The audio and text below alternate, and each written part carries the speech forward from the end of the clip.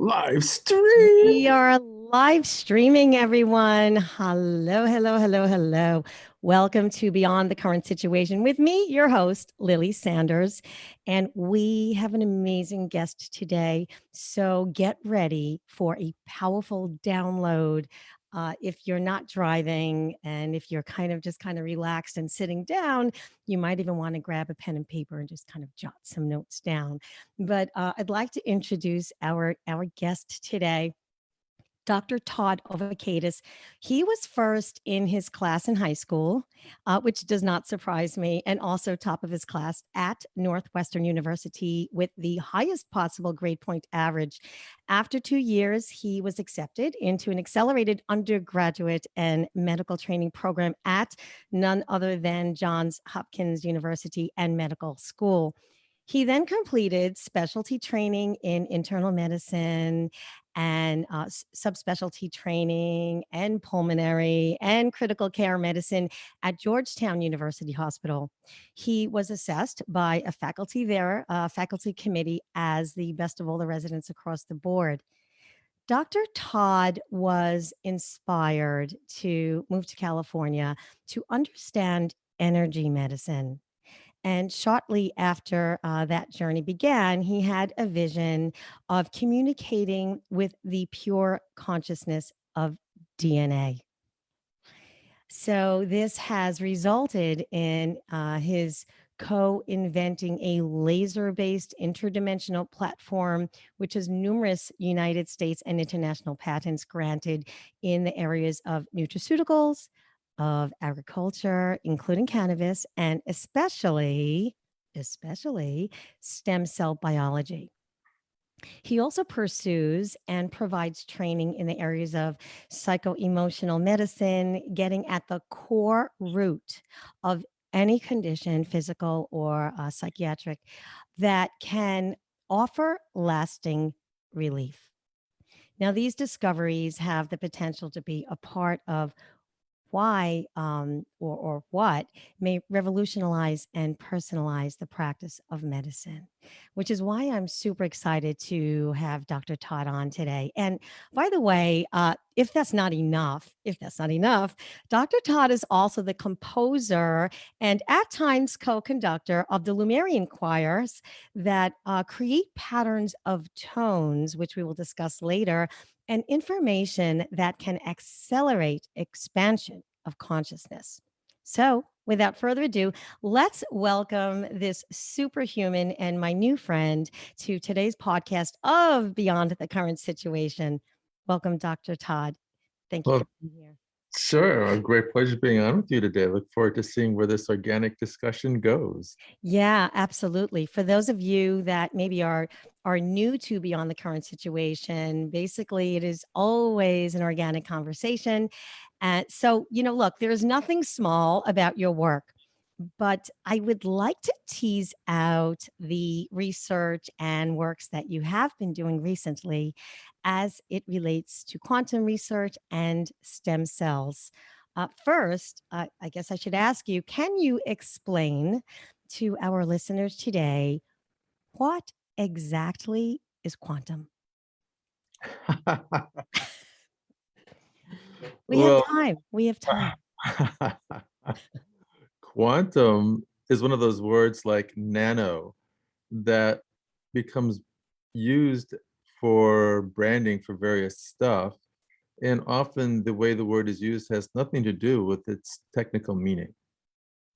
So quantum, I think in its popular usage, suggests something that's very fancy advanced physics like Einstein and a whole host of physicist names that people might recognize. And it's esoteric and it's a bit spooky, and like we've created modern technology with it. The actual meaning of quantum goes back to Einstein's and the early physicists' work, like Rutherford, for example, or the Bohr model of the atom. And quantum literally refers to energy being quantized in the differential between the energy states of electrons going around atoms. So if you dig back into high school chemistry, there is a particular structure to an atom that has a core nucleus and has different shells of electrons around it. And the outermost electrons are the ones that can absorb and release energy. And if an electron absorbs a photon, it goes to a higher energy state. And that difference in energy is actually very specific. It is quantized. And when models of atoms are created, they define that particular electrons, if um, they absorb energy, or particularly if they release energy, it's a very specific differential of energy states. So it hops from one energy level to another, and that difference is very specific, or it's quantized. So fundamentally, quantum in its true meaning refers to the energy differentials between various activated versus ground state levels of energy of electrons. Interesting. So, what are stem cells? Hey, there's a lot of people out there that really don't know, or they have a different perspective, or what have you. That's an excellent question. I believe there is a lot of excitement as well as confusion around the term stem cells. Agreed. And the biggest issue is that when people hear the word stem cells, there's a tendency to think it's just one thing. And it turns out there are many different types of stem cells in the body. And in terms of the use of stem cells, there are many different ways they're used in many different sources. The basic meaning of a stem cell is that it's a type of cell that has a pool of cells that can do one of two things. They divide, they expand themselves, they maintain their population, and they either come out of that pool of reserve cells and replace something. So stem cells can replace a liver cell or a brain cell or a skin cell or a heart cell or any other type of cell in the body. And as this pool maintains itself, as cells divide, they either literally replace a cell that's been damaged or injured or gets too old to be used, or they maintain themselves in the reserve pool. And the confusion is that there is a whole hierarchy of stem cells, from the most powerful that can become any type of cell in the body to those that are very specific, that could say just become a heart cell or just become a brain cell.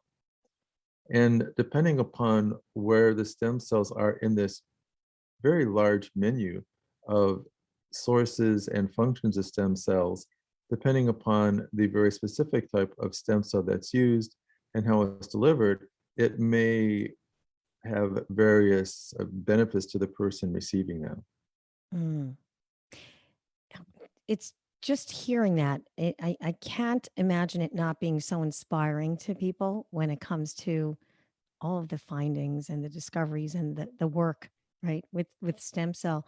How important is your research and discoveries in stem cells for the expansion of humanity's health and life longevity?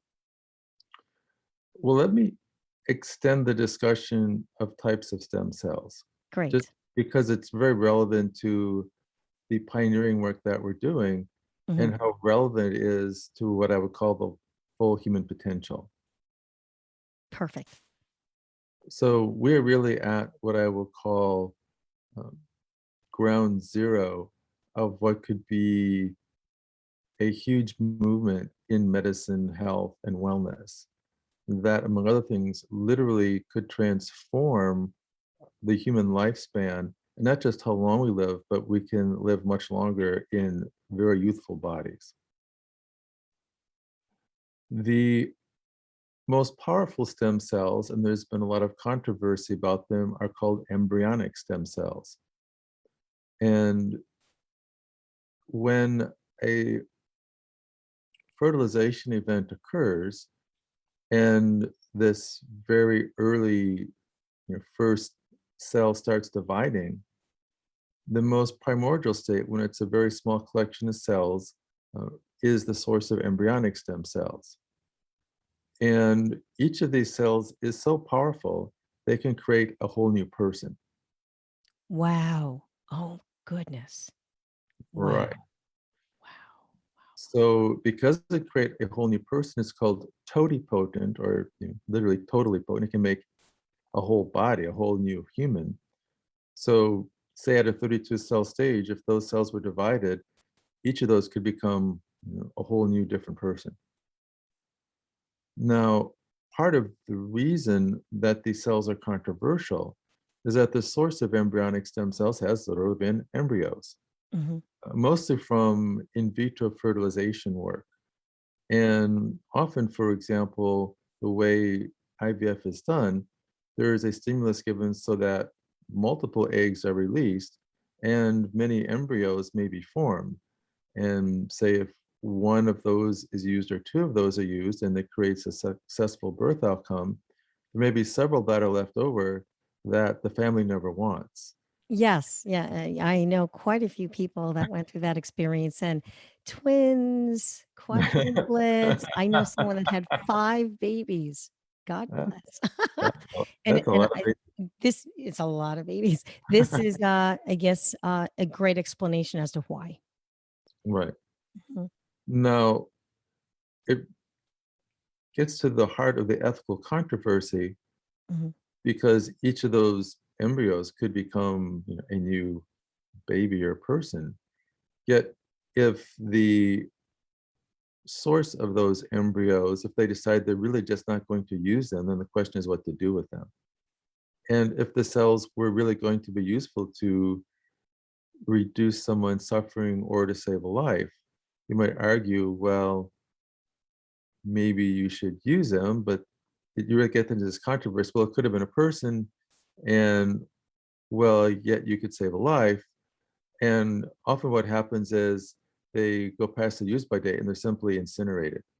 Mhm. So getting caught in the ethical controversy, they wind up typically just getting destroyed. Now, if the only issue were the ethical one, there might be a greater movement to use them. The other challenge is, unlike almost all the other stem cells, they're prone to serious complications. The specific complication that they're prone to is something called teratoma formation. So because these cells are so powerful, they tend to proliferate and they may form these giant tumors in the body, literally like even as big as an orange or an apple or even a cantaloupe. That is this very weird combination of different types of cells in the body. Hmm. So it literally can be a giant hairball with teeth and skin and nails and muscle and cartilage, this weird, funny mass of benign cells in a very disorganized way. So this isn't life-threatening. It's a benign tumor, but who really wants a giant cantaloupe-sized hairball in their stomach? Right. Yeah. So that is the main reason that there's been reservation appropriately about using true embryonic stem cells. Mm, Now, just past embryonic, you get into a type of cell called pluripotent, and pluri means many. mhm. Yes. And pluripotent stem cells can become any of what are called the three germ layers of the body. So in embryogenesis, you first get a little ball of cells that are undifferentiated, but quite shortly after that, there begins a process where cells start to become differentiated as just being a homogeneous little ball. And the first thing that happens is the differentiation into three different germ layers, and each of those germ layers tends to form different things. There's the ectoderm, which tends to form skin and brain and spinal cord. There's the mesoderm, which forms muscle and bone and cartilage and ligaments. And then there's endoderm, which forms things like the digestive tract. So you have the three germ layers, and each of those germ layers can create different types of cells that are specific to that germ layer. And a pluripotent stem cell is a cell that is able to differentiate along any of those three germ layers, or literally can become any of the types of cells in the body. And then you have, Interesting. right, Interesting. right. And then you have cells that are further along in the process and tend to become cells just of a particular germ layer. And what's been very popular is the use of a type of stem cell called mesenchymal. That's a bit of a mouthful of a word, of course. Mesenchymal. Mhm. And those are cells that are of the mesodermal layer, and they particularly like to become bone and cartilage and tendons and those kind of structures, or muscle. And they're also derived from fat in terms of popular uses. They can also be derived from bone marrow. Uh, and more popularly, because it's a lot easier to harvest cells from a little incision to take some fat, as opposed to getting all the way through a bone into the bone marrow, that a lot of treatments have been done with so-called mesenchymal stem cells derived from fat. And there's a number of utilities, but also limitations to that type of cell. The main benefit is that this type of cell is really designed or geared to become cartilage, bone, and muscle. So if someone has a joint problem, for example, like they've had cartilage erosion in their knee, and that's causing symptoms or problems, then stem cells from fat can be injected into the knee, and that can assist to regenerate cartilage to improve the structure and function and relieve symptoms in that joint. The limitation of these cells is that they age. And Mm. it's shown, for example, that mesenchymal stem cells from fat work really well in a 20-year-old, but tend to work relatively poorly in a 70-year-old. So the older a person gets, the less potent and less useful those cells tend to become. And there's another big limitation that's relevant to our work, which is that these cells are relatively large. And I'll speak on cellular scales, which is in microns. So a typical mesenchymal stem cell, or MSC is the abbreviation, they're roughly 12 to 30 microns in diameter, which is small, but it's significant with respect to the size of structures in the body. And the main structure of concern is the little capillaries in the lung, which are about 6 microns. So if the goal was, say, to improve an internal organ, say the heart, for example, if you injected those cells IV, it's not easy to get a 12 micron ball through a 6 micron tube. It's just physics. So the vast majority, nearly all of those cells, will literally get stuck in the lung. Now, there still is a use. They will make growth and regeneration factors. So it's like a little miniature manufacturing plant that's producing chemistry that may help the body regenerate.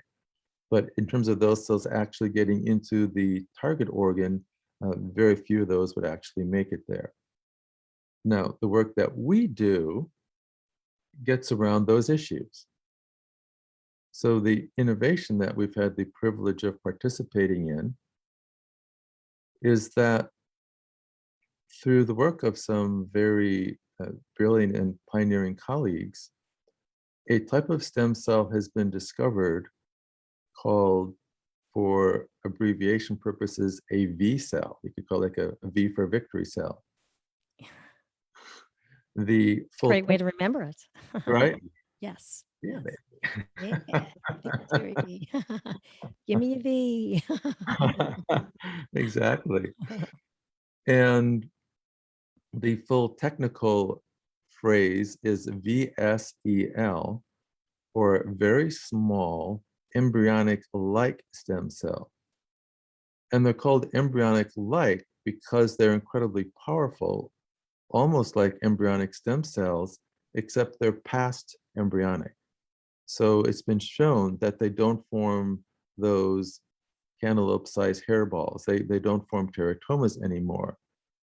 And they won't create a whole new person either, so they don't have that ethical concern about them.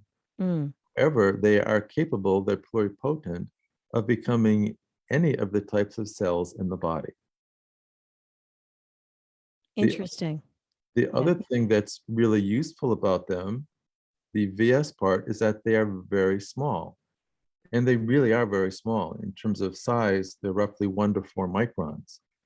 And Hold on now, for all of us listeners and for myself and all the listeners,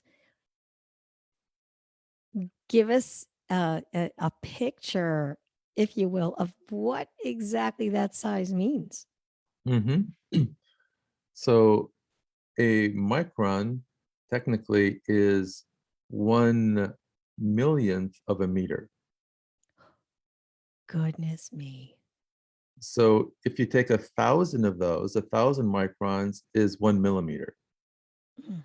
And I think we have a sense of what 1 millimeter is, and 25.4 millimeters is 1 inch.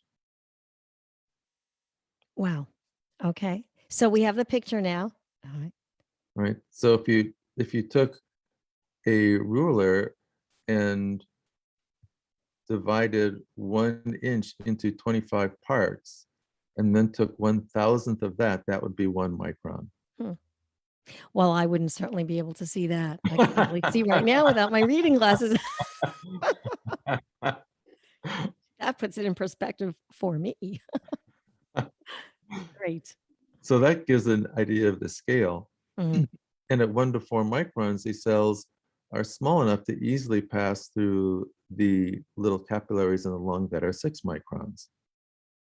Yes. The most remarkable feature of these cells, if you want to call it like the divine gift Mhm. or the benevolence of source, whatever you want to call it, for unknown reasons, for mysterious reasons, at or around the time that we're born, these cells go into hibernation. And why that's important is that unlike all the other types of stem cells that are uh, past the embryonic stage, this type of stem cell, because it's asleep and it's not dividing, it's also not aging.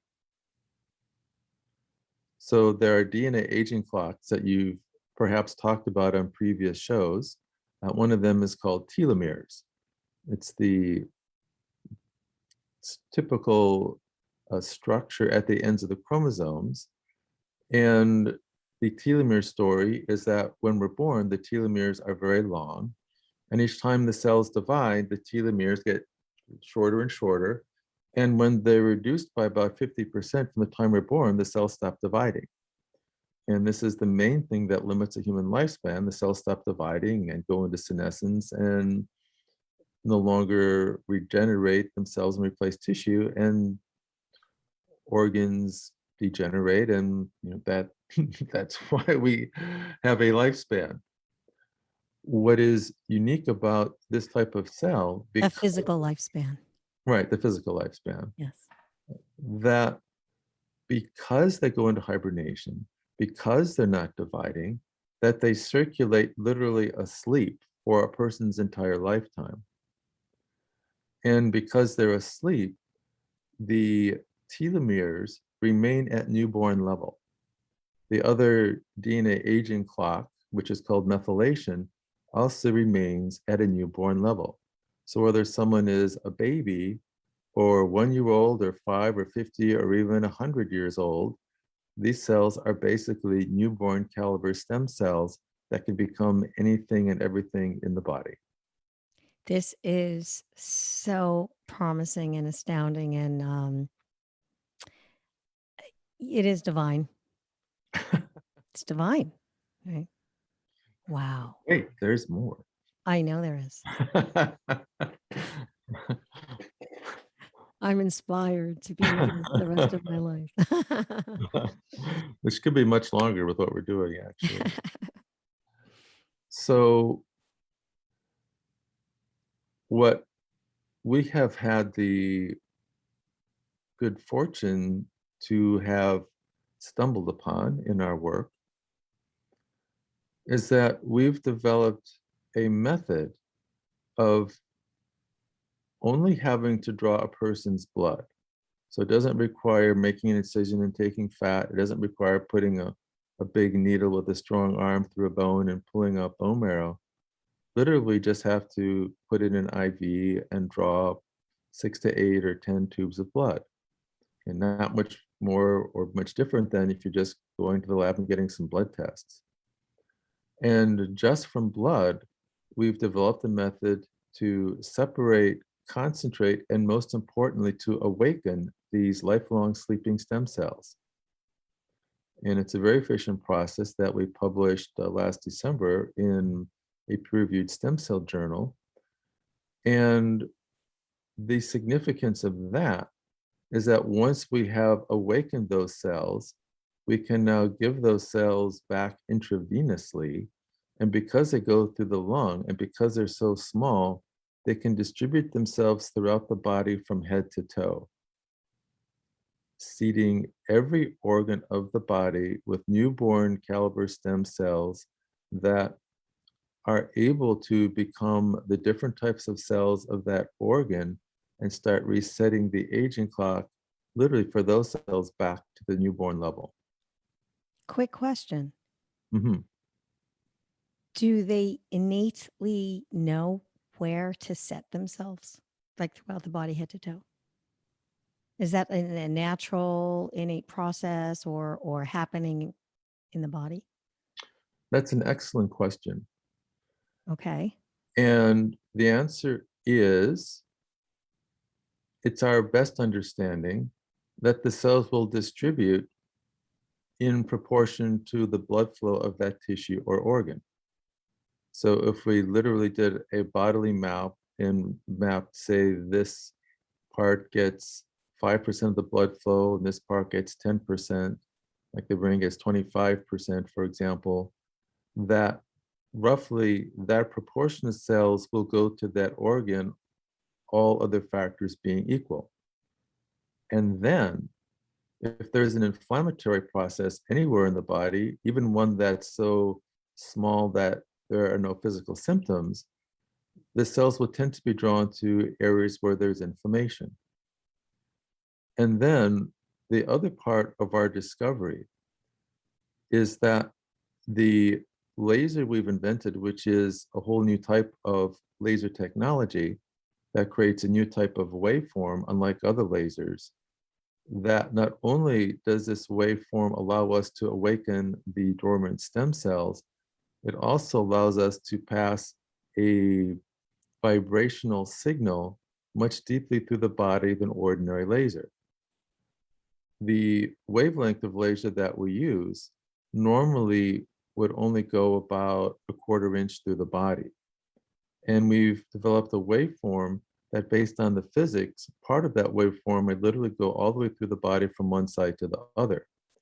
And a very earliest experiment showed that this new type of laser waveform, the way we configured for this purpose, is a strong attractor field for stem cells.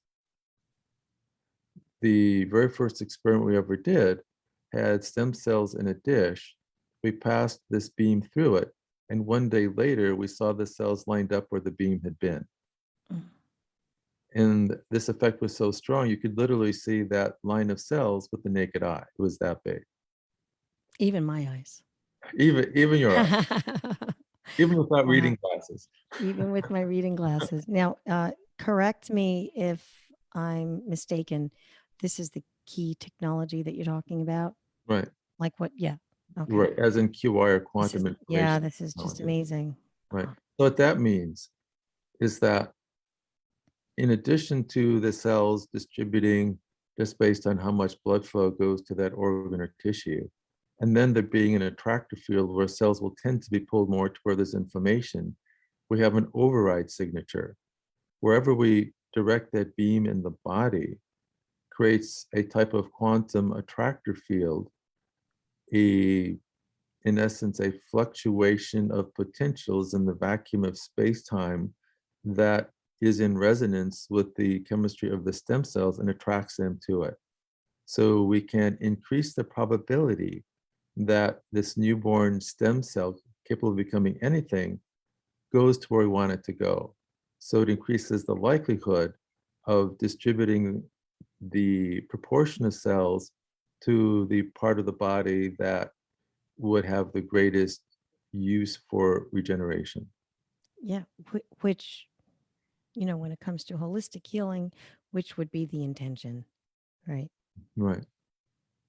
This is, this aligns like 1000% with any kind of Reiki, any kind of energy healing. This is super cool. Okay, so there's more. yeah, so continue because I know because this totally goes into how it expands our life, our health, our life longevity. So What's very relevant, and I think is the promise that is starting to be realized of stem cells. And it has to do with a shift in thinking about what our potential is. yes, For some time, there has been an area labeled as anti-aging.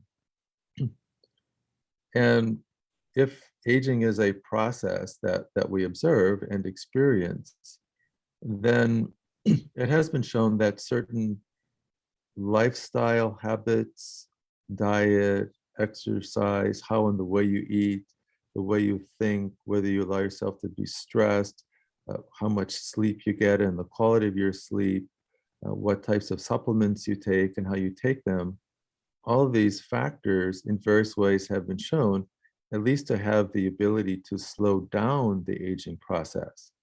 Yet if you look at this as a process where wherever you're at, after a certain point in your biology, say roughly 25 is the age at which the epigenetic switches, the way genes are turned on and off in the body, is at its optimum.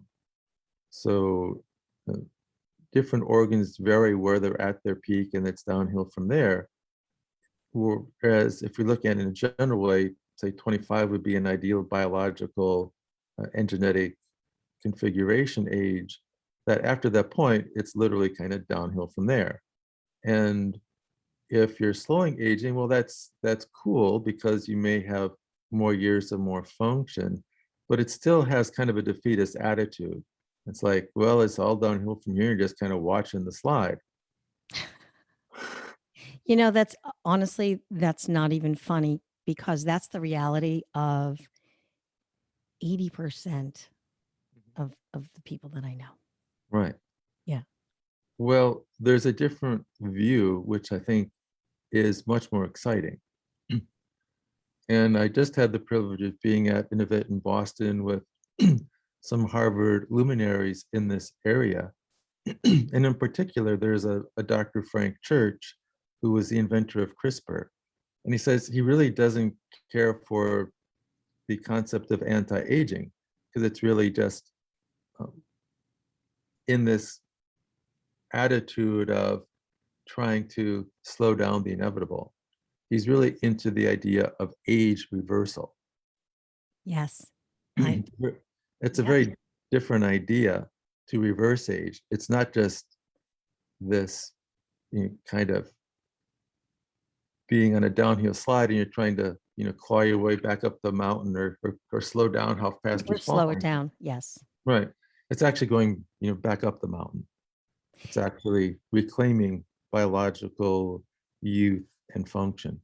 And what's Mhm. relevant is our methodology, which sends these cells throughout the body and gives an augmentation where the person might have a particular utility in regeneration. And I'm not really able to reveal the exact details yet. Our method of awakening these newborn stem cells with the genetic clock that's literally set at a newborn level is that using advanced DNA tests of biologic age that look at approximately 900,000 epigenetic marker points on DNA and gives biologic age to 2 decimal places, our method has turned back the biologic clock more than any other method in history. Of course it has. No doubt. I completely get it.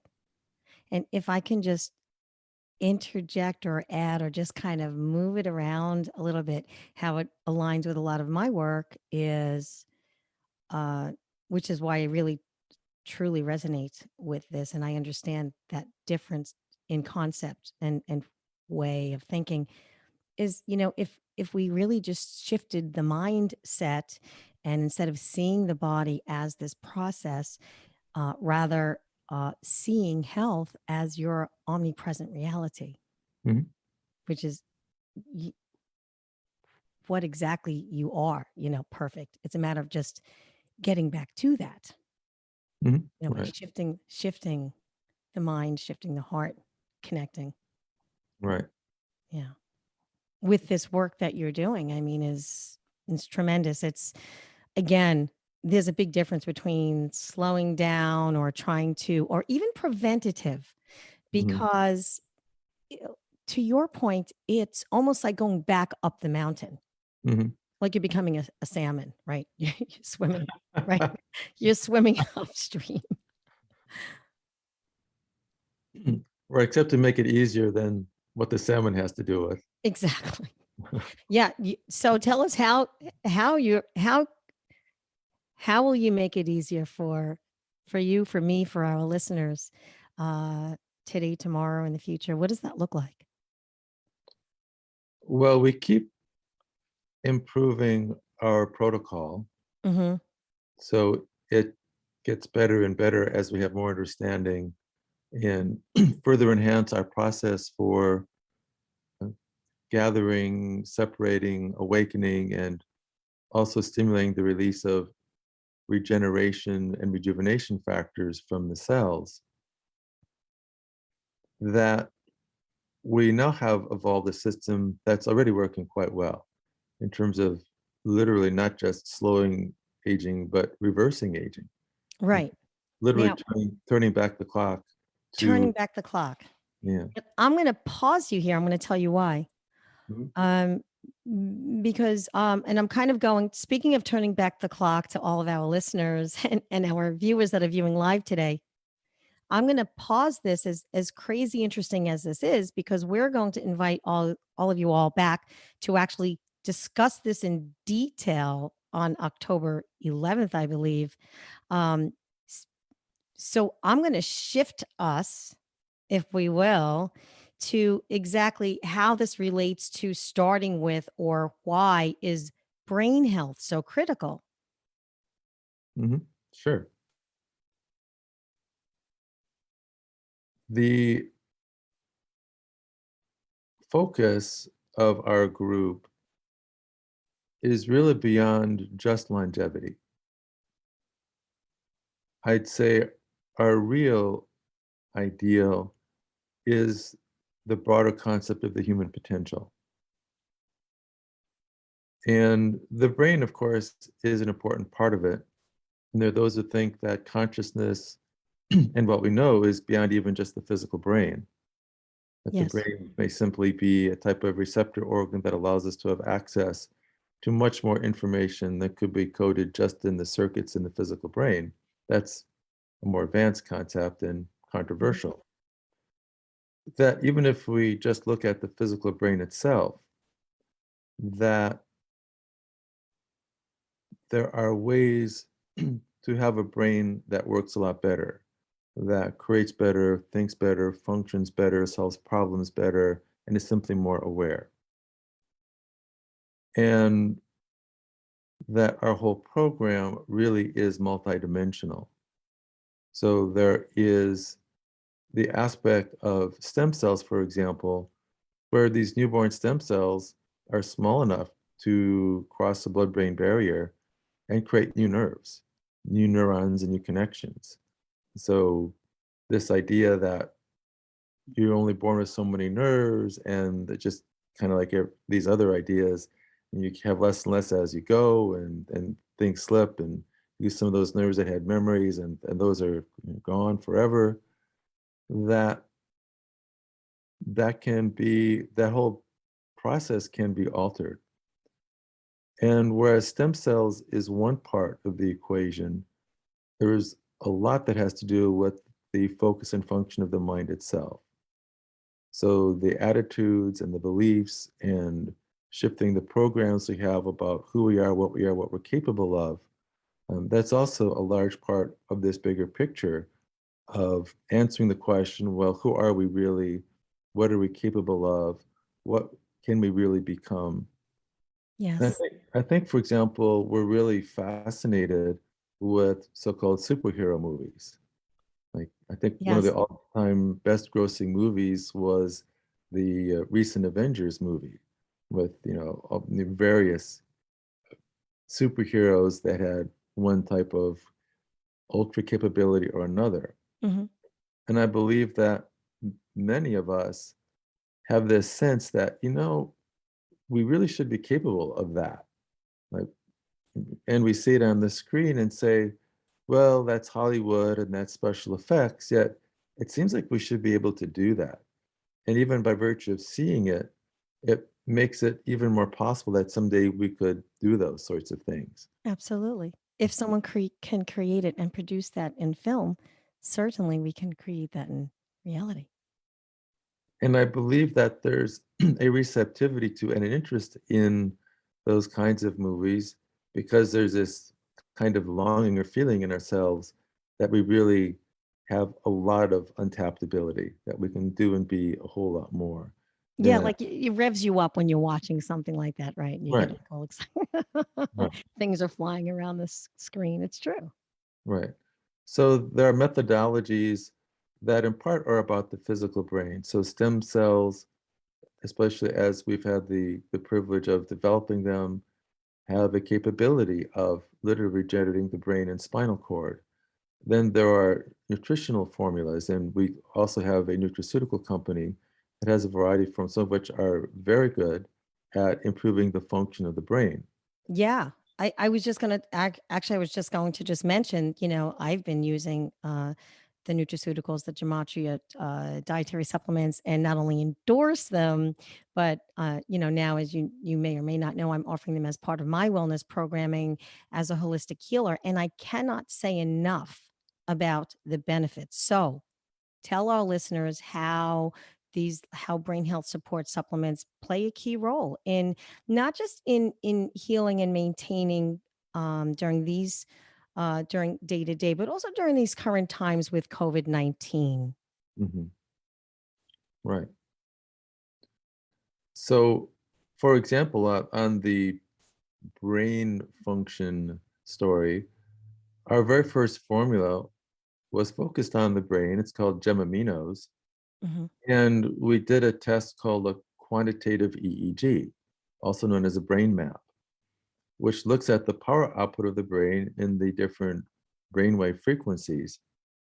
And in particular, we looked at the alpha band, which is the so-called peak performance band, the band of relaxation with enhanced awareness when the athletes are in the zone. And we did a baseline test where the person was first thing in the morning without coffee, and then looked at giving that person the formula itself, and it was quite good. We saw a roughly 35% increase in the physical power output of the brain.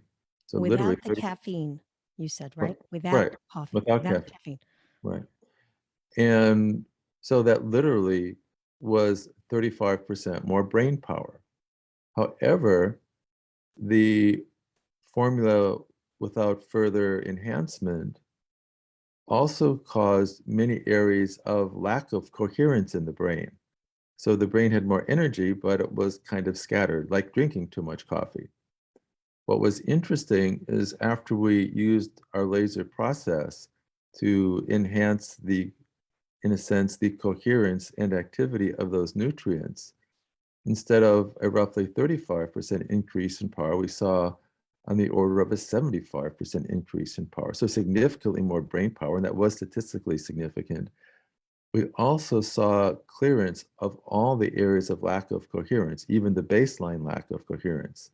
So we created an ideally coherent brain, like someone Zen meditating for 20 years, while also increasing literally the physical power output of the brain even more significantly. Astounding. So, so we would say you could either You do Zen meditation for 20 years or take two of these capsules and wait 45 minutes. I plan on doing both. I've been doing I've been doing both. It's amazing.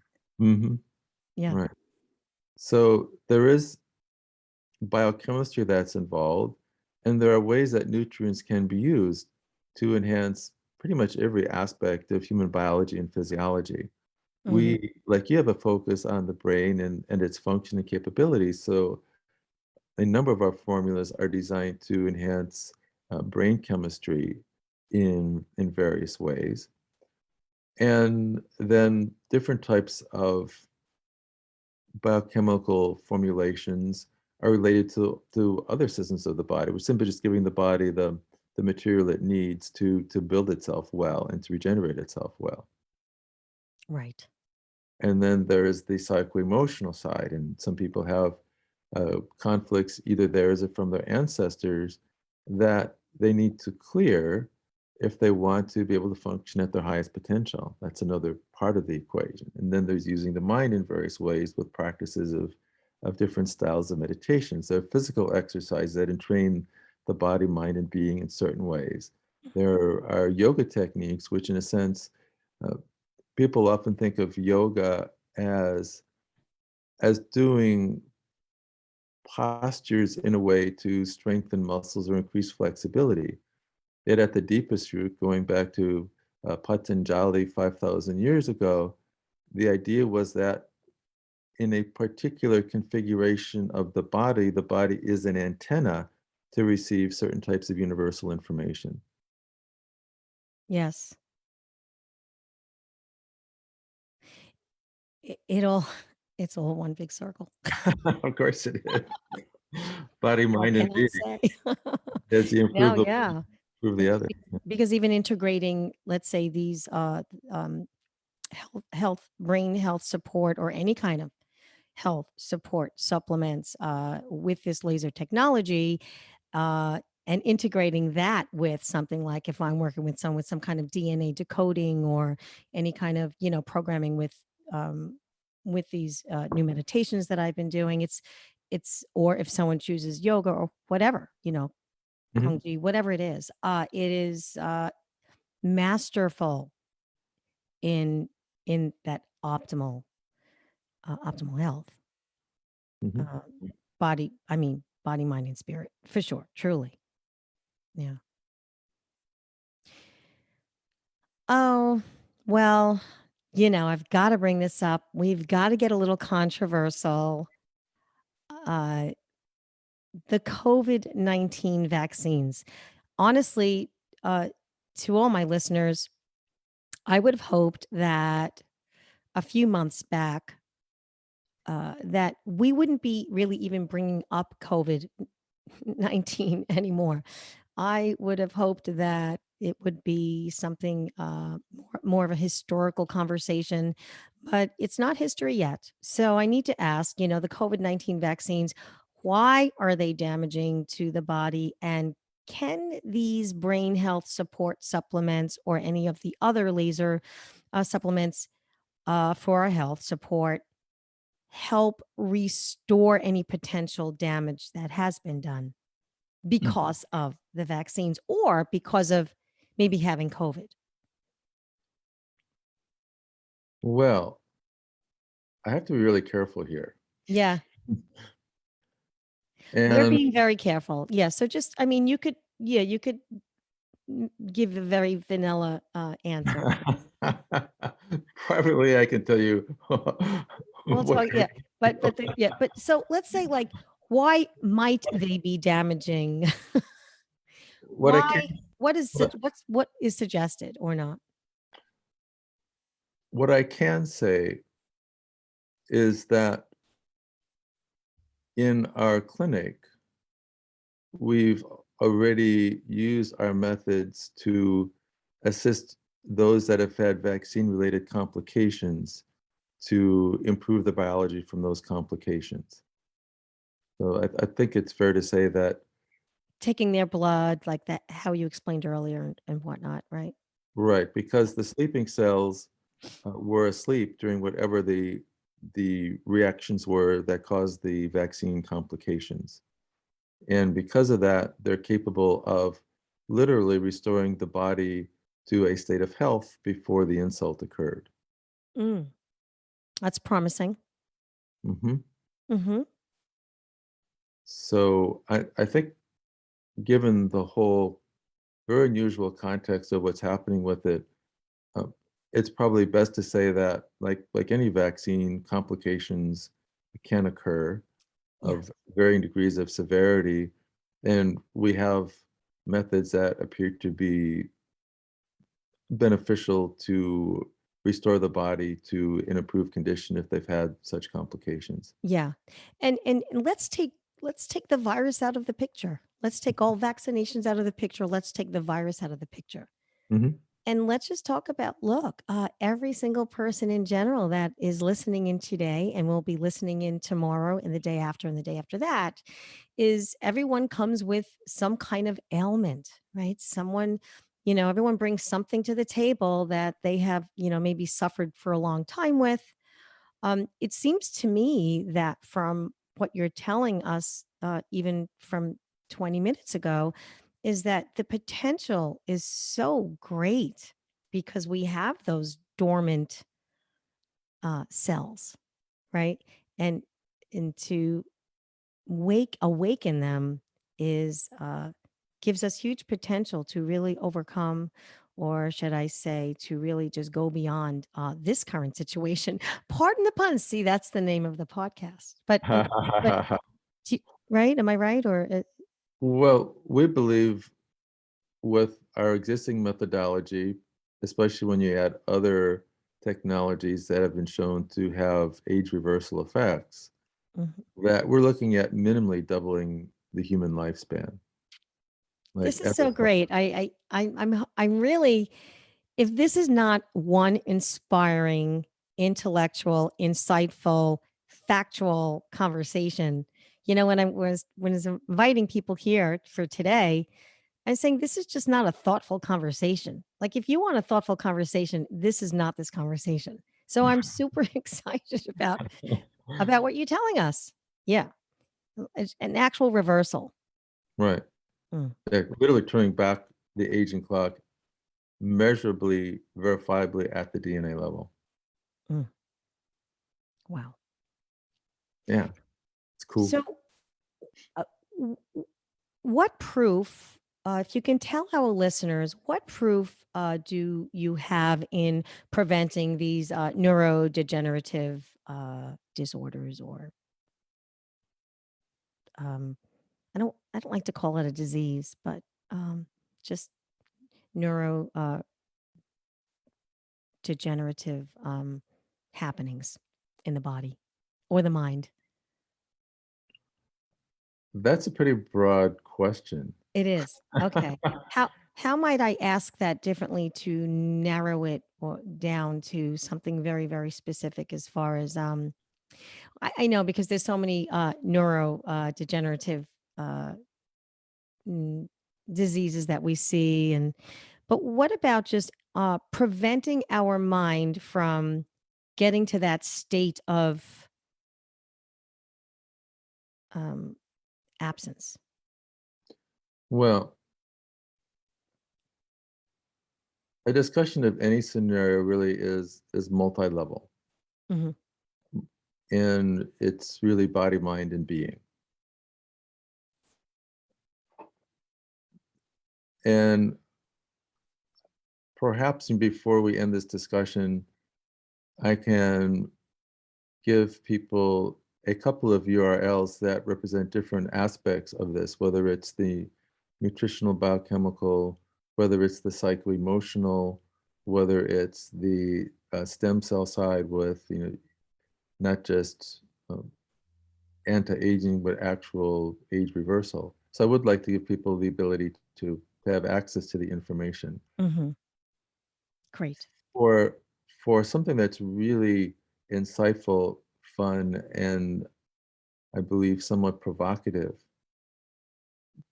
the neurodegenerative conditions from the psychoemotional standpoint are other than what you think. Yes. That Because. while our biology and our brains work in certain ways, and we can look at the effects of that, we can even look at it chemically. Like, Mhm, say, someone who has severe memory loss, we can say that there is an accumulation of certain types of disordered proteins, and that accumulation of proteins is impairing the function of the nerves, so memory can't be stored. mhm, That's what's happening at the physical biochemical level.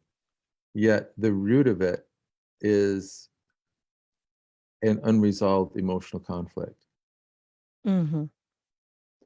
So, Agreed. Yeah. and because you mentioned COVID, I'm gonna actually lead with the conflict of COVID, and then I'll give you the What? conflict for Oh. memory loss. Okay. Yes.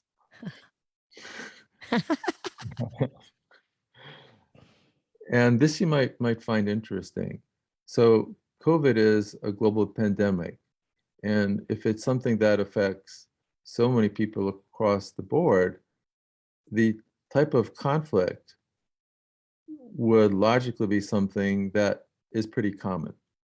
That a lot of people would have to have this particular kind of conflict if they're going to express a particular condition related to an unresolved conflict of that sort. I have my suspicions. Want to guess at the conflict? My my Good guess. guess? Mhm. A global conflict, what everyone Yep. globally Yep. experiences Yep. fear. It's not that. That's too broad.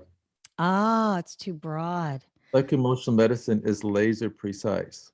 Oh, So, so, interesting. so for example, uh, Steve Jobs, who is Yeah. responsible for having these little supercomputers we Mhm. carry around with us, Yeah. at least the iPhone version, Uh-huh. he died of a rare type of pancreatic cancer. Yeah. So there's a common type of cancer, which is adenocarcinoma of the head of the pancreas, but he had a rare cancer, which I believe was a glucagonoma of the tail of the pancreas. And in psycho-emotional medicine, the conflict for cancer of the tail of the pancreas is very specific. And this gives an idea of how specific. The conflict is not having the name of the father.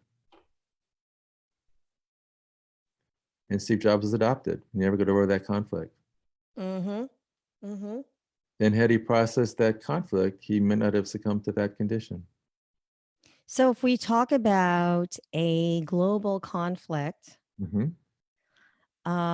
and some listeners today may hear this as esoteric, but whether people, however you view it, doesn't really stop it from happening and does not stop it from being true. And all of my followers, they know that I just put it out there.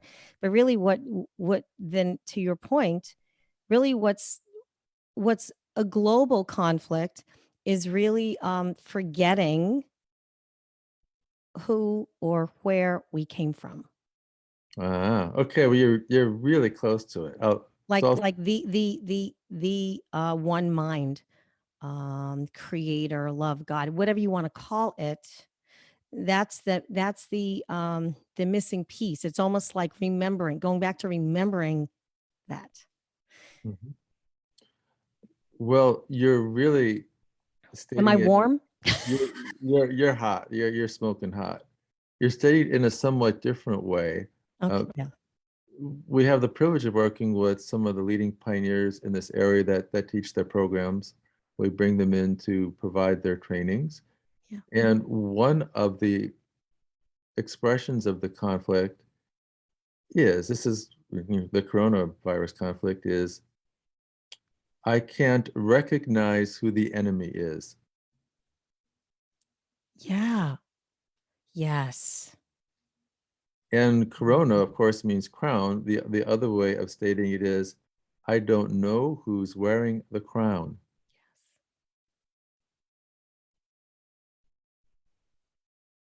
Yeah.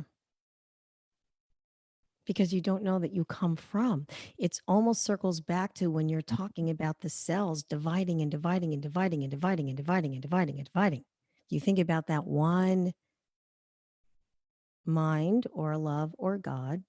I look at it as God or creator, dividing and dividing and dividing into all those little, little teeny tiny pieces that you described earlier. It's the same concept. Hmm.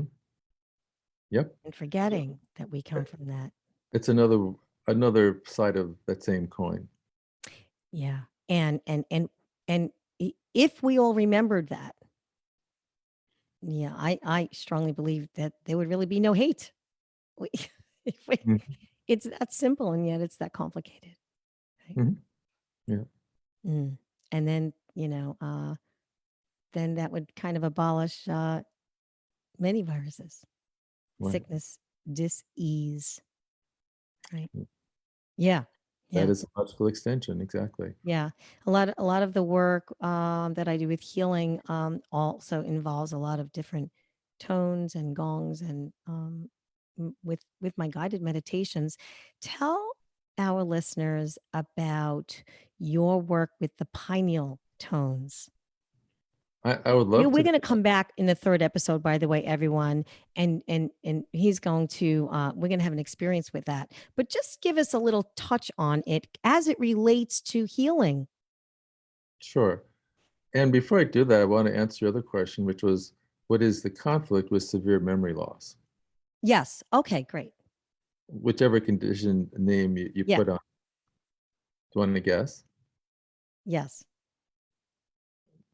Oh, you want me to guess?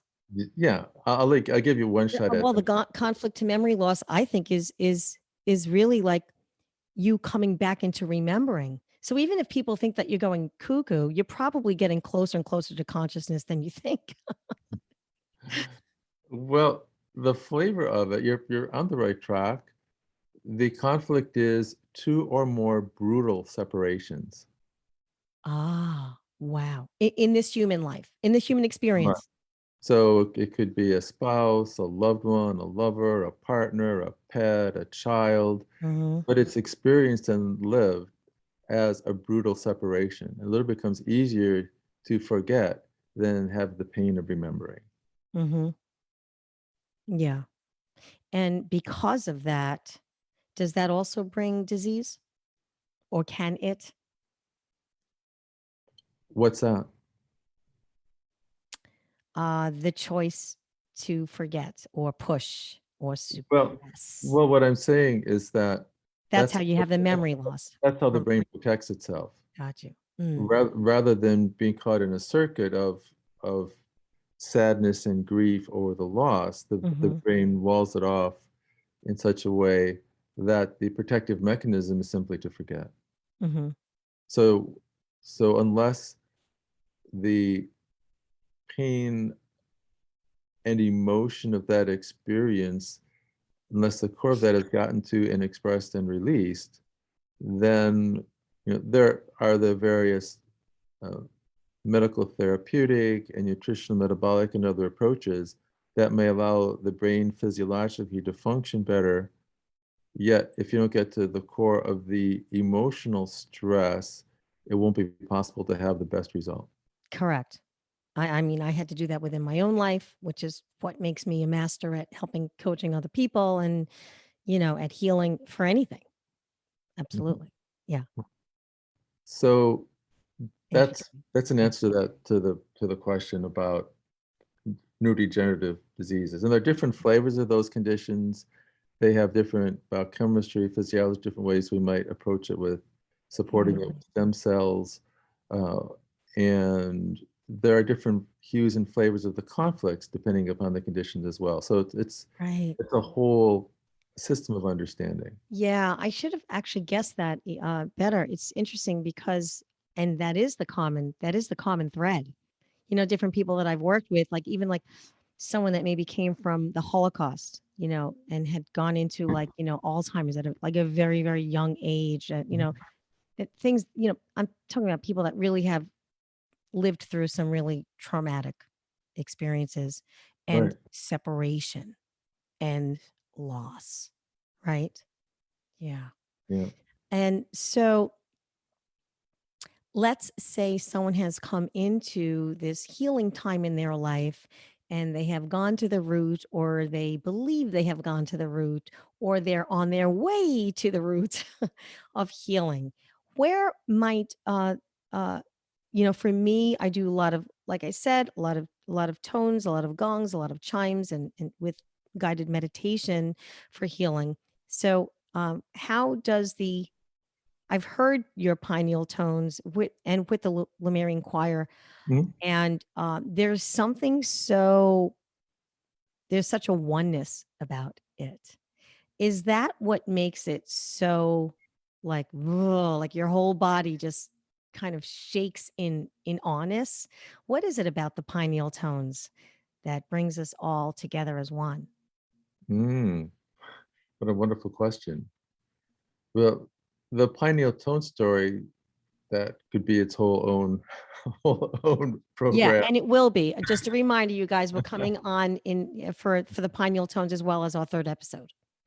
There is quite a lot to it, Mhm, and the fundamental understanding, whether working with light technology or sound technology, mhm, is that everything in the universe vibrates.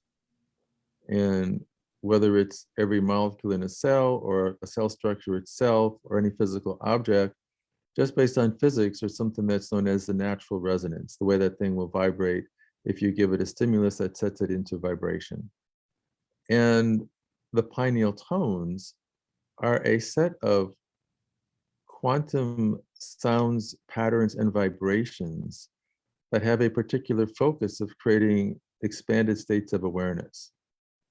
The lore around them is that the tones that I'm sharing go back to a civilization that's very ancient, one known as Lemuria, that is kind of lost in the antiquity of time. There aren't artifacts from that era. And that civilization was a peaceful one that for thousands of years never had a war. And healing was done with basically intention and sound.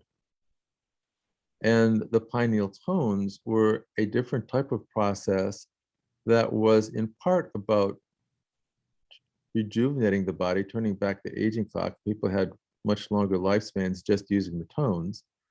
And there are other technologies for rejuvenation as well that I was, at least according to my medical intuitive or clairvoyant friends, that suggest I was part of that process. That the pineal tones in particular are designed to create enhanced states of awareness. So in part, it's about rejuvenation, regeneration. In part, it's about creating balance in the body. Even more than that, it's about literally opening channels of awareness to have much higher perception, to be able to tune into a deeper level and layer of reality. The first of these Lemurian choir events was on the date of the end of the Mayan calendar, December 21st, 2012, where we gathered over 900 singers and recreated, as we understood, a Lemurian choir for the first time in 26,000 years. And that was really profound.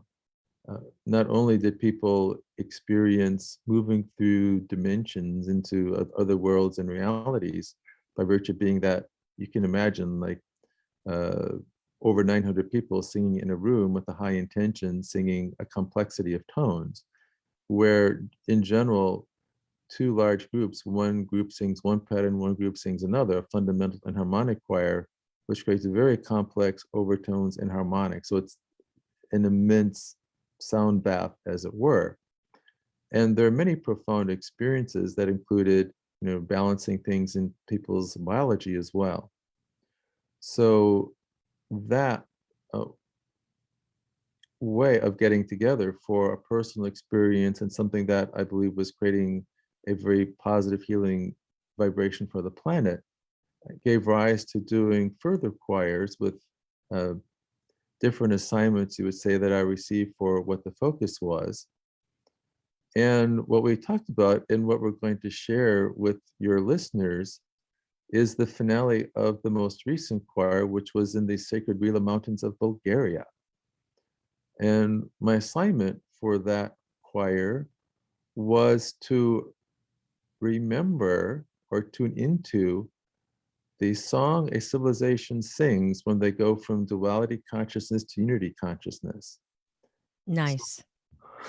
so imagine if instead of a planet with fear and controversy and political factions and jockeying for who gets to say what reality is, if you literally had a unity consciousness, a a general love state where everyone was cooperating with everyone and working for everyone to achieve their highest potential, a unity consciousness state, well, this particular set of tones and tonal patterns is the pattern that is created when that unity consciousness is achieved. So the purpose of even hearing this is to tune into that state, and ideally singing along with it is building the vibration of bringing that future. There are many potentials for our planet, of course. One potential is that we can achieve, a peaceful, enlightened planet. Yes. So imagine that potential if more and more people sang the vibrations of a unity field consciousness planet. It's like a type of vibrational time machine, literally bringing the vibrational reality of the future into the present. And the more people that did it, and the more often they did it, it would literally be shortening the timeline between here and that very positive reality. That answers perfectly about the oneness that even I sense and I felt when I listened for the first time. I actually I do have some people on live. I have someone that's asking a question. He is a follower of mine. He's from Overland, Kansas. If I may ask you what he's asking, it says Gary Mihalik. He's asking, my daughter is very sick in the hospital as we speak with bipolar disease. This is the fifth time she has been admitted this year. She has lost most all of reality. Since we are addressing issues of the brain, any comments that would be helpful? Thanks. Mhm. From the nutritional metabolic standpoint, what's been particularly helpful for bipolar has been large quantities of EPA and DHA, the long chain omega 3 essential fatty acids. In a healthy brain, roughly 50% of the lipid is the molecule known as DHA, which is the omega 3 that has 6 double bonds. So our healthy brain needs a lot of that. And large doses, like typically 2 to 3 grams per day or more, have been shown to be beneficial for balancing that condition. There are also, in the realm of psycho-emotional medicine, a web of conflicts related to that condition. So we talked about a singular conflict, for example, 2 or more brutal separations being related to the biology of memory loss, that there is a particular web of conflicts related to bipolar disorder. And what I could do privately, after our discussion today, Yes. I could send you our most gifted, pioneering practitioner who would have the art of, if his daughter were willing, to literally ask a series of questions that might assist to disentangle the web of conflicts related to the brain expressing itself that way. Got you. Okay. So Gary, reach out. Gary, you reach out all the time to me anyway. So he will provide something for you to look into that. Thank you. I'm going to shift a little bit. This whole journey that you went on, and this whole vision that you when you made this shift into more of energy, right, and fused that together and had it all make sense together as it is intended with medicine. I when did you when did you know I hate to use that word, it's so trending, right? Like, oh, when did you know your purpose? I know that seems so silly, but I guess, you know what I mean. But I guess more to the point is like when did you feel that shift, or Or did you not feel a shift? Like, when did that spiritual journey or pull, when did that manifest for you in your life?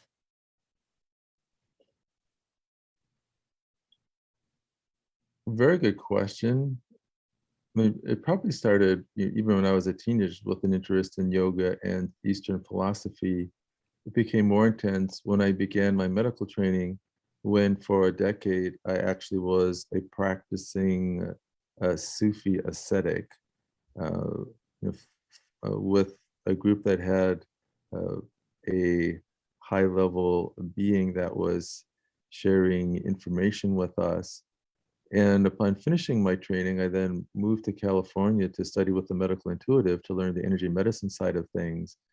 And part of our training involved doing a meditation process, meditation class in particular, Mhm. where we did a Kundalini meditation, not only Ah, Kundalini. to raise Kundalini from the base of the spine to the crown, but then to actually run different colors, the rainbow colors, starting with red and going up the spectrum to violet. When I got to violet, I actually felt like Jodie Foster in Contact when she went through the wormhole and came to a new dimension. And there I Mm. came to the portal with two big guards. I gave a big message about being responsible for the information, literally showing people being decapitated if they were disrespectful of the information. They, made the point very clear. And when I went through the gateway, what I experienced was seeing a room filled with DNA. Like you taking the DNA in the nucleus of a cell and literally blew it up so many times it would fill a whole room. And I experienced a communication, which was that the understanding of science about DNA is correct but incomplete. DNA is, in fact, a massively long informational molecule that contains a full encyclopedia of information about how to build a body, particularly how to make all the structural and functional proteins that make it work. But it's not how it's all coordinated.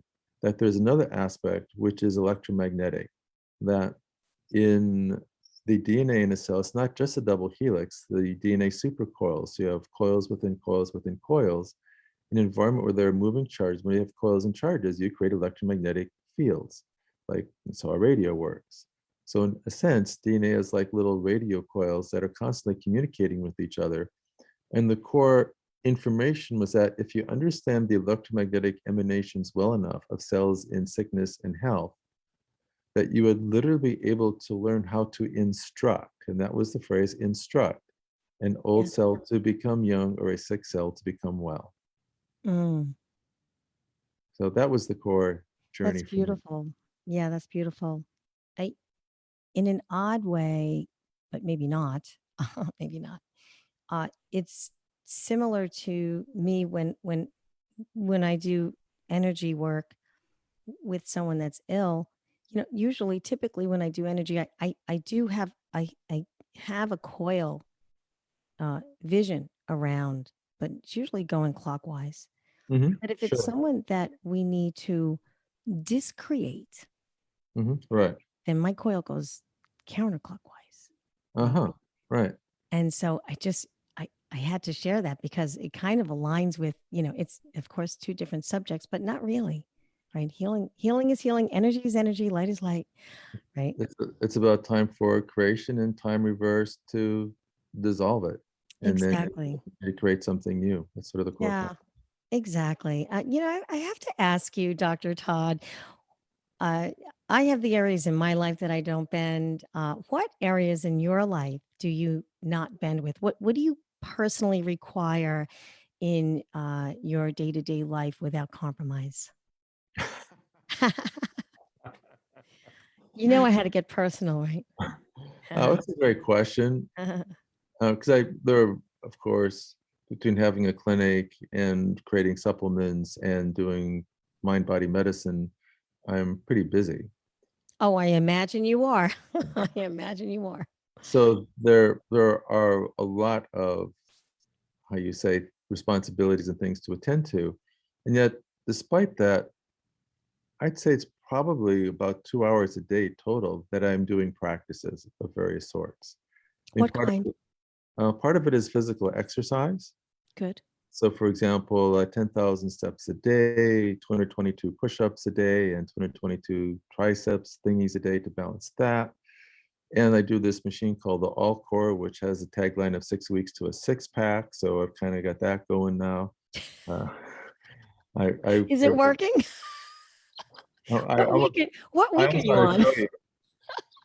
I actually currently have created the record.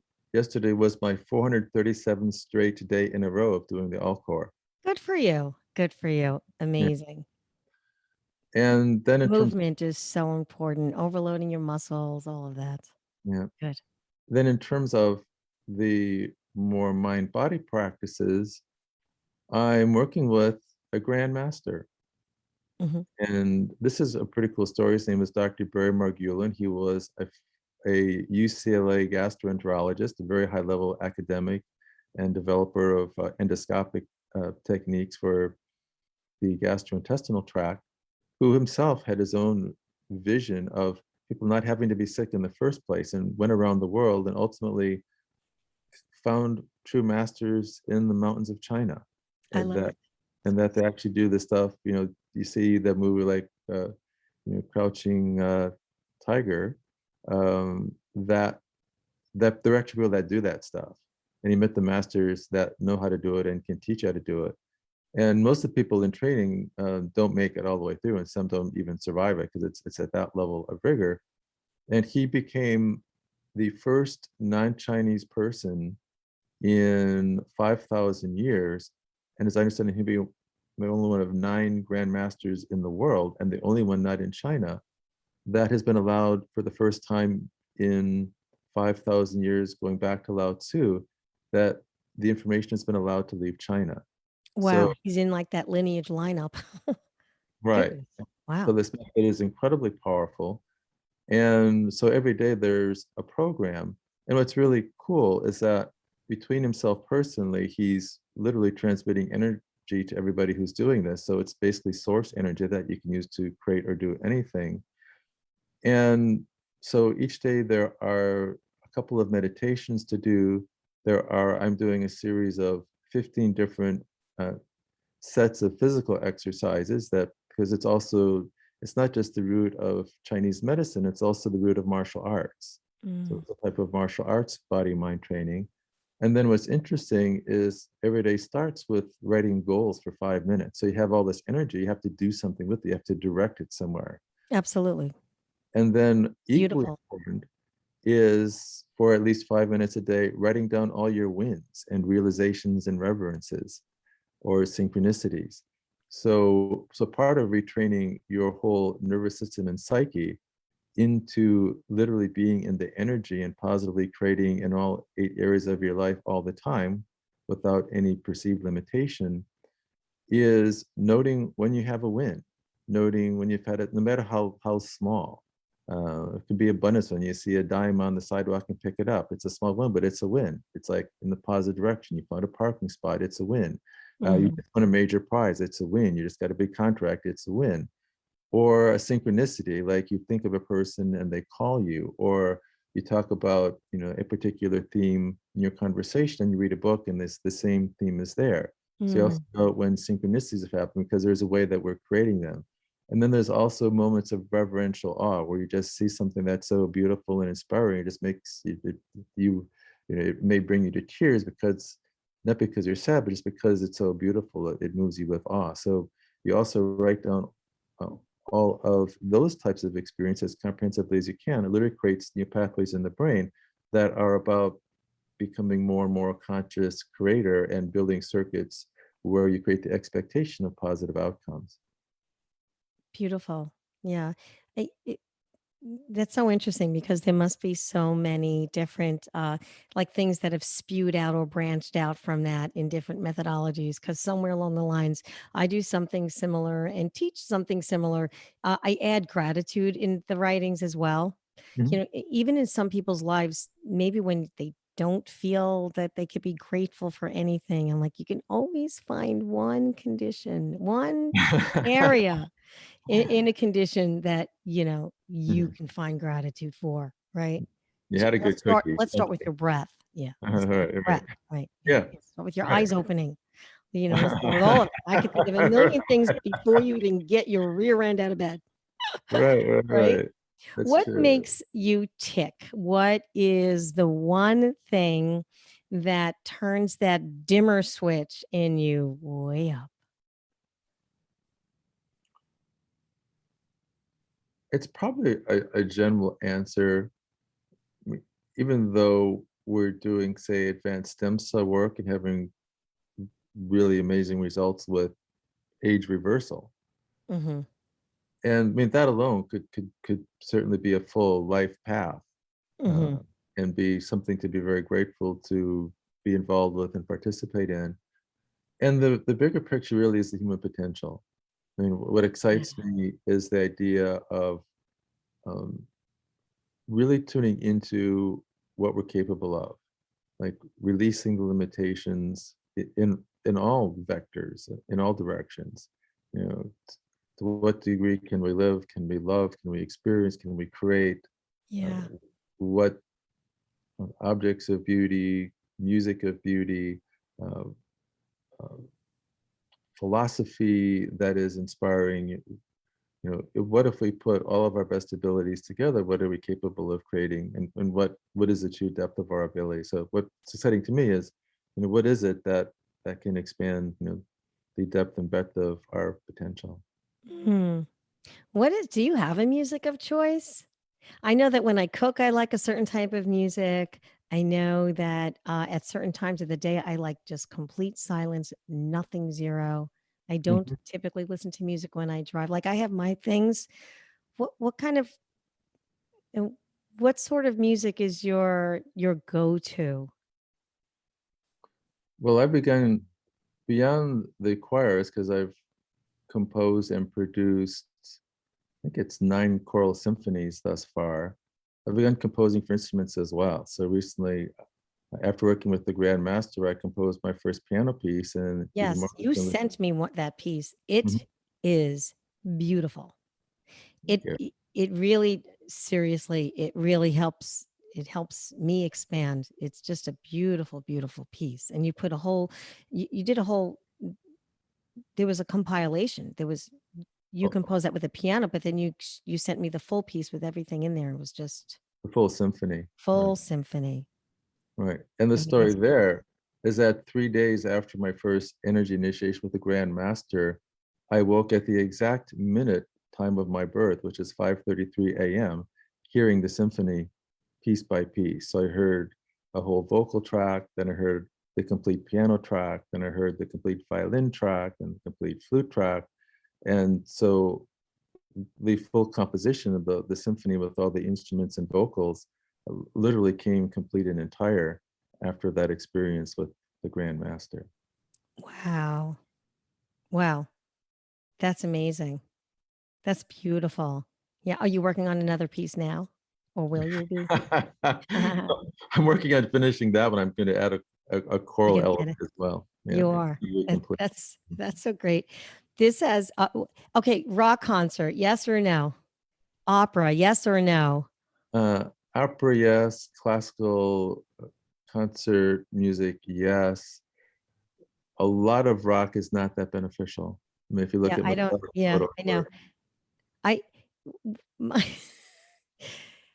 my my choice of music in my home is very some people would say, "Oh, it sounds like a spa in here," or I'm falling asleep. But that I resonate, yeah, with that. Even just I could have gongs going. I could have things going on, and I wake up in the morning with that in my head without anything on. Mhm, So that's just kind of always going on in here. But I was curious, I mean, the last time, but I do choose like I went to the opera in New York once. Imagine, and I'm a New Yorker. mhm, Um, and I went to the Met, and it was beautiful. I mhm, tend to like no vocals though, so I gravitate toward sounds. mhm. Right. I saw dolphins, a bunch of dolphins the other day at the beach. Mhm. Yeah, Lovely. Yeah. about 8 or 9 of them, Right. and all I could do was just stare and was trying to tap in. Can I hear? Can I hear them? I wasn't in the water. I was outside of my feet were in the water. But It was the day, right? It was the afternoon before the huge storm over here, Mm. a like tornado watch that we had. Mhm. And that night was crazy. And I wondered, did the dolphins know? Were they swimming? They were circling around. Mhm. It's just so there's that connection with just sound and waves, and like you said, everything vibrates, right? Exactly. Yeah. Exactly. Well, and This for my preferences, if I'm actually just listening for fun, I gravitate to classical and Latin music, and I do like some pop music as well. mhm. Mhm. So, well, yeah. So listeners might want to know or might not know that you were a dancer like myself. You were a professional dancer, right? You Right? did uh um not Ballroom. classical, Ballroom. ballroom dancing. Yeah. Yeah. And I was Uh, classical. You did ballroom. So you now must know all of that, the cha-cha, the rumba and the salsa and uh just ballroom, right? I know it, and I'm a certified professional instructor since before my That's senior year of great. high school. Yeah. That's great. All night long for dancing. Foxtrot Casanova, watch my feet take over. That's so great. Yeah, I grew up with it. My dad owned dance school, so I had my first lesson when I was 7. So That is so great. It's so funny how you come full circle, and like so many of us have experienced the same backgrounds, and yet when we expand into, as we get older, we expand, and life just takes us in different areas. As far as helping others expand, is super, super amazing. This has been a wealth of knowledge and information. And I do want to be considerate of your time and our listeners' time.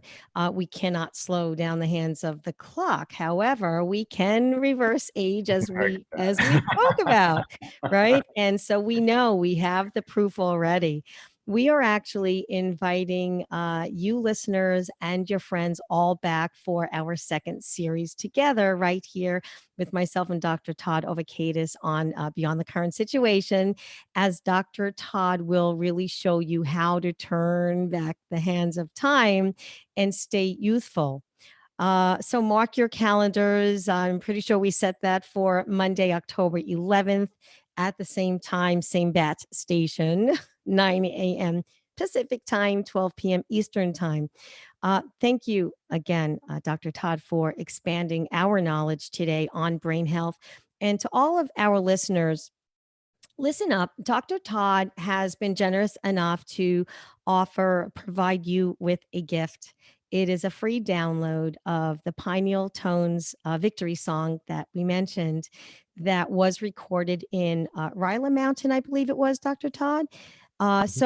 Yeah, so head on over to my podcast. Once this live is over, I will swing this over into the podcast that will be available indefinitely. So you want to head over to my podcast, Beyond the Current Situation, and subscribe. And you'll click on the link that I provide in the notes to this episode, and to download your gift from Dr. Todd, which was, thank you so much for your generosity, Dr. Todd. And thank you so much for being here. Is there anything maybe in closing that you would like to share with our listeners?